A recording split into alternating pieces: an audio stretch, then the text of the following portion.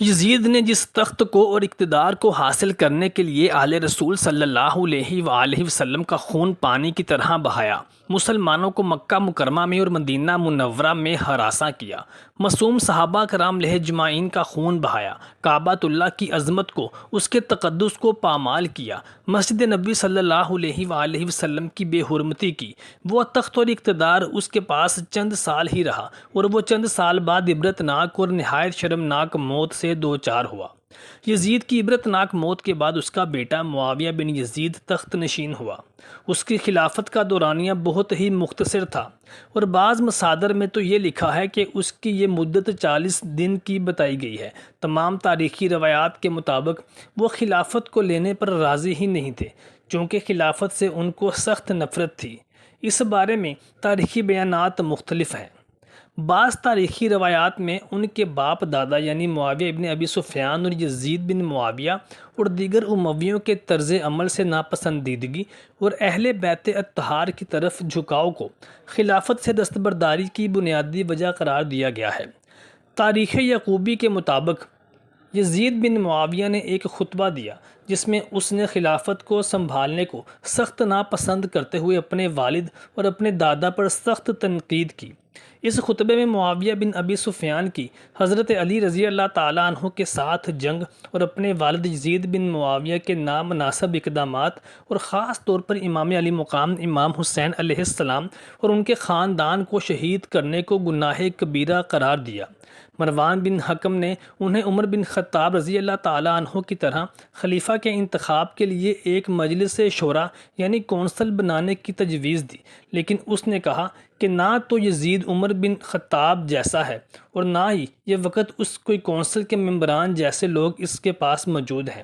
ایک اور روایات سے یہ معلوم ہوتا ہے کہ انہوں نے اپنے خطبے میں کہا تھا کہ وہ خلافت سنبھالنے کے قابل ہی نہیں ہیں، اور اس بات کی طرف اشارہ کیا کہ تم لوگوں میں مجھ سے زیادہ لائق لوگ اور خلافت کے لیے حقدار اور اہل لوگ موجود ہیں، اور انہوں نے بنو امیہ سے کہا کہ یا تو مجھے کسی اور کو خلیفہ منتخب کرنے دو اور یا پھر تم لوگ خود اپنے لیے کسی مناسب شخص کا انتخاب کر لو۔ بنو امیہ میں سے کچھ لوگ ان کے پاس آئے اور کہا کہ وہ انہیں کچھ وقت دے دیں، اور موقع ملتے ہی پھر انہوں نے اس کو یعنی معاویہ بن یزید کو زخمی کر دیا اور اس کو قتل کر دیا۔ بعض تاریخی نقل کے مطابق ان کے باپ دادا کے خلاف ان کے اعتراض کا ذکر کیے بغیر انہیں ایک بیمار شخص قرار دے دیا گیا تھا اور بیماری کو خلافت کی ذمہ داری سنبھالنے کی راہ میں رکاوٹ قرار دے دیا گیا تھا۔ ابن مسعودی رحمۃ اللہ کے مطابق معاویہ بن یزید کا عرفی نام پہلے ابو یزید تھا، لیکن خلافت پر پہنچنے کے بعد انہیں ابو لیلہ کہا جانے لگا، جو کہ عرب میں اس وقت کمزور اور بزدل لوگوں کا عرفی نام ہوا کرتا تھا۔ معاویہ بن یزید اموی خلیفہ یزید کے جانشین تھے۔ یزید بن معاویہ نے اپنی زندگی میں ہی انہیں جانشین مقرر کر دیا تھا، چنانچہ 683 سن عیسوی میں اپنے باپ یزید کی وفات کے بعد یہ تخت نشین ہوا۔ 21 سال کا یہ نوجوان عادات و اطوار میں اور خصائل میں اپنے باپ یزید کی ضد تھا۔ عبادت اور ریاضت اس کا معمول ہوا کرتا تھا۔ امام علی مقام امام حسین علیہ السلام کی شہادت کے بعد اس کو کاروبار حکومت اور خلافت سے اس قدر چڑ اور نفرت ہو چکی تھی کہ 3 ماہ کی حکومت کے بعد از خود خلافت سے یہ کہہ کر دستبرداری اختیار کر لی کہ مجھ میں حکومت کا بوجھ اٹھانے کی سکت اور طاقت نہیں ہے۔ میں چاہتا ہوں کہ ابو بکر صدیق رضی اللہ تعالیٰ عنہ کی طرح کسی کو اپنا جانشین بنا دوں، یا عمر فاروق رضی اللہ تعالیٰ عنہ کی طرح کوئی سے 6 آدمیوں کو نامزد کر کے ان میں سے کسی ایک کا انتخاب مجلس شورا پر چھوڑ دوں، لیکن نہ عمر جیسا کوئی نظر آیا ہے اور نہ ویسے 6 آدمی ملے ہیں، اس لیے میں اس منصب سے خود ہی دستبردار ہوتا ہوں۔ تم لوگ جس کو اپنے لیے اہل اور حقدار سمجھو تم اس کو اپنا خلیفہ بنا لو۔ شیخ عمر المخصوص یزید کے 2 بیٹوں خالد ابن یزید اور معاویہ بن یزید کا استاد تھا، جس کو یزید بن معاویہ نے خود اپنے ان دونوں بیٹوں کی تعلیم و تربیت کے لیے خاص طور پر تعینات کیا تھا۔ محترم ساتھیوں، شیخ عمر المخصوص کا شمار اکابرین تابعین میں ہوتا تھا۔ یہ اسلامی تعلیمات اور اسلامی شریعت کے مانے ہوئے استاد تھے۔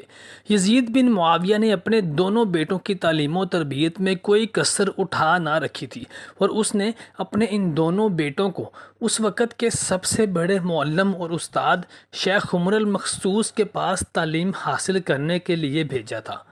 شیخ عمر المخصوص رحمۃ اللہ پکے محب اہل بیت اور عاشق رسول صلی اللہ تعالیٰ علیہ وآلہ وسلم تھے۔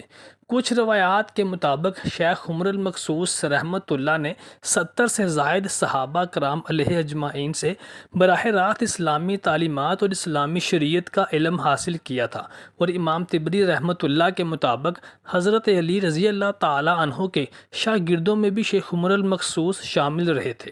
جب یزید کے بیٹے معاویہ بن یزید اور خالد بن یزید کو شیخ عمر المخصوص رحمۃ اللہ کے پاس تعلیم حاصل کرنے کے لیے بھیجا گیا تو شیخ عمر المخصوص رحمۃ اللہ جانتے تھے کہ یہ دونوں بھائیوں میں سے کوئی ایک آگے چل کر یزید کا جانشین بنے گا اور امت اسلامی کا خلیفہ بنے گا، اور یزید کے سیاہ کرتوت سے کون واقف نہ تھا۔ شیخ عمر المخصوص نے ان دونوں بیٹوں کی تعلیم و تربیت میں کوئی کسر اٹھا نہ چھوڑی اور اپنی جان اور محنت لڑا دی تاکہ یزید کے ظلم و ستم اور اس کی سفاکیت اور اسلام سے دوری کا اثر اس کے دونوں بیٹوں پر نہ پڑے۔ اور پھر واقعی تاریخ نے دیکھا، روایات میں آتا ہے کہ شیخ عمر المخصوص رحمۃ اللہ اپنے اس مقصد میں کامیاب رہے، اور یزید کے دونوں بیٹوں نے خوب دل لگا کر اسلامی تعلیمات حاصل کی، اور شیخ عمر المخصوص رحمۃ اللہ نے ان دونوں کو، خاص طور پر اس کے بڑے بیٹے معاویہ بن یزید کو، عشق اہل بیت اور محبت رسول اللہ صلی اللہ تعالیٰ علیہ وآلہ وسلم سے